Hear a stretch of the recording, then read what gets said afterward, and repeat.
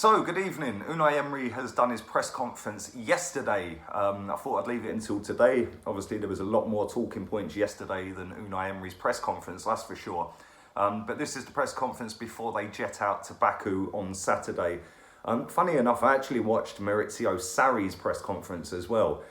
He was like a rabbit in the headlights as they were just popping question after question about whether he's going to be sacked, whether he wants to stay, Eden Hazard. But the one thing I did pick up from his press conference was the fact that Kante is back in training. Rudiger's going to miss out.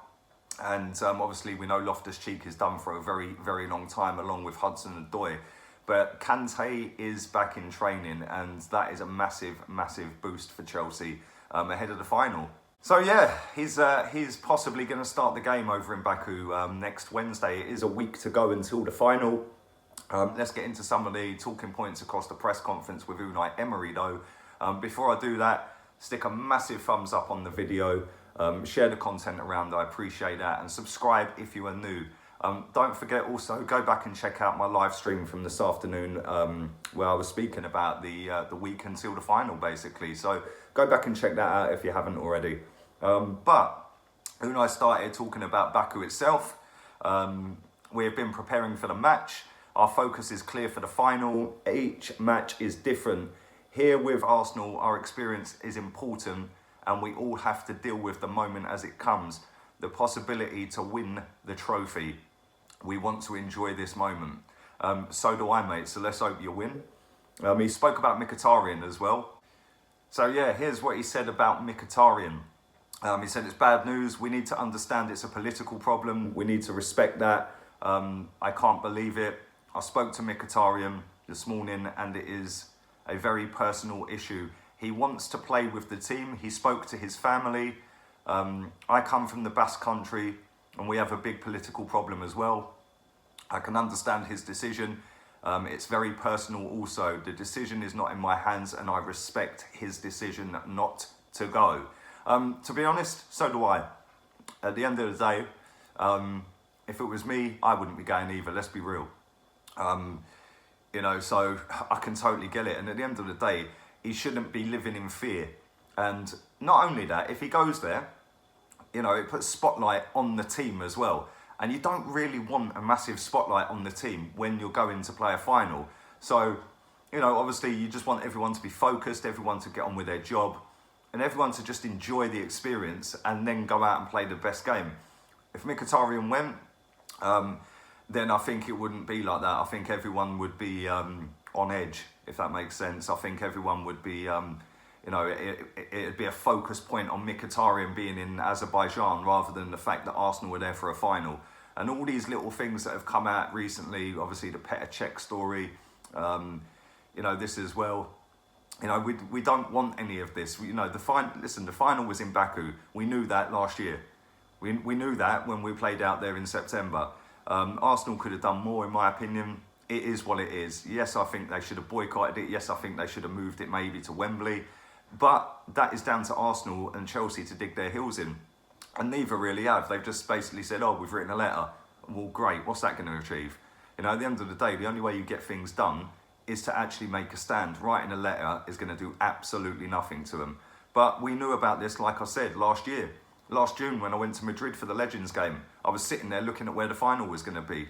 So I knew where it was, Arsenal knew where it was. Maybe they should have, not prejudged the fact that they were going to get to the final. Nobody could have known that at the time, you know what I'm saying? But I think the fact that when we played there in September and this happened, and Mickey never went, I think that Arsenal should have done something then, because obviously we'd won pretty much every group game, I think, at that stage. But it is what it is. Emery was then asked about the fans travelling out to Baku. I think our supporters want to come with us to the stadium. They want to enjoy the moment with the team, but it is very expensive. But I'd prefer to win with the big atmosphere and with our supporters in the stadium. I know Arsenal have a lot of supporters. I know there's a lot of fans near Baku, and they will be there. And there is a lot of supporters from London, but I'd prefer them to come too. Brother, if you want to dip into your pocket and pay for my flight, I'm there. But he's right. It's shocking that it's only 6,000 allocation.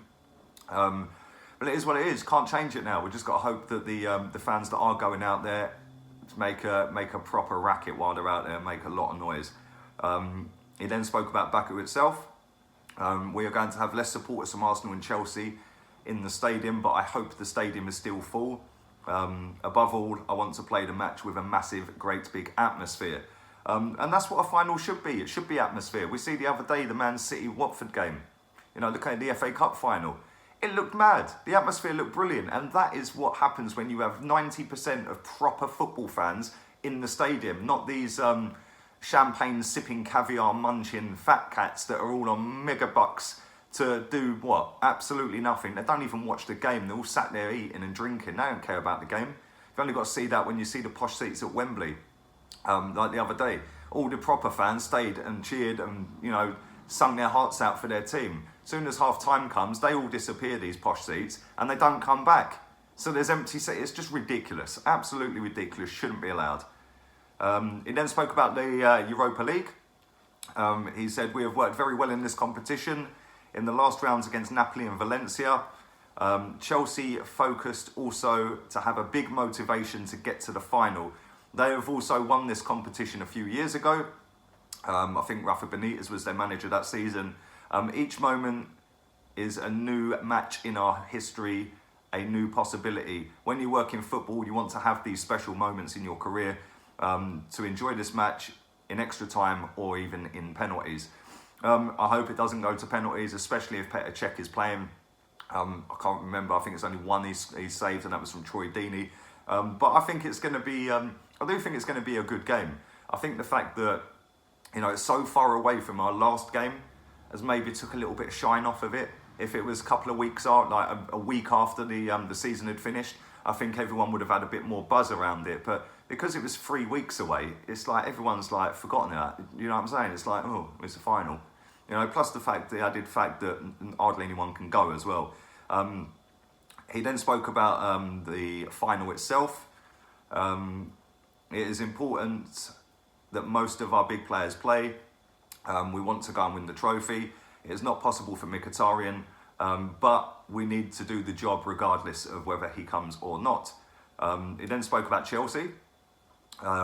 He said they have won the title before. We need to eliminate all possibilities from them, and we need to challenge them every step of the way. He spoke about some young players. He was asked about the young kids, because I didn't actually know this until yesterday. You can actually name all 12 subs. You can put all 12 subs on the bench. Normally it's 7, but every single member of the squad is going to be named and can come on. So 12 subs. Not that you can use them all, but you can have them all named. So yeah, he spoke about the kids, saying that if any of them play, it's experience for them. They need to step up and get game time, basically. He spoke about Mesut Ozil. You can't have a press conference without mentioning Ozil. We need every player. What is important is to use the players that we have.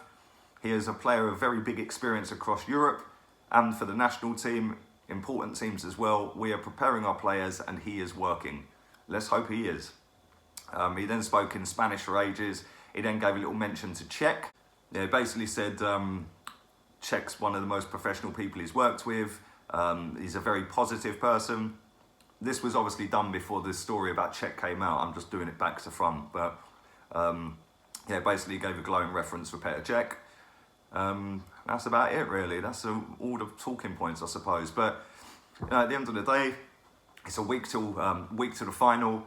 I haven't felt that buzz yet. I'm sure the closer it gets, the day before, 2 days before, I'm sure all the Arsenal and Chelsea fans will be getting that buzz. But like I said, because the final's so far away from the end of the season, and the fact that hardly anyone can travel to Azerbaijan to watch it, it sort of killed a little bit of it for me. Obviously, if we win it, I'm going to be ecstatic. Don't get me wrong, but I think it's just tragic that the one time we've got to a final in Europe in 13 years, and literally a tiny percentage of our fan base can go and watch it. I think it's a disgrace. But like I said at the beginning, I think Arsenal obviously knew where the final was going to be. I think they could have done a hell of a lot more. They could have maybe subsidised the price a little bit. Who knows? I don't know. At the end of the day, I don't run Arsenal Football Club, do I? But it is what it is. But anyway, let me know what you guys think. Let me know whether you Whether you agree with some of the stuff I've said or disagree, leave it all down in the comment section. Thank you very much for all the subscribers to the channel.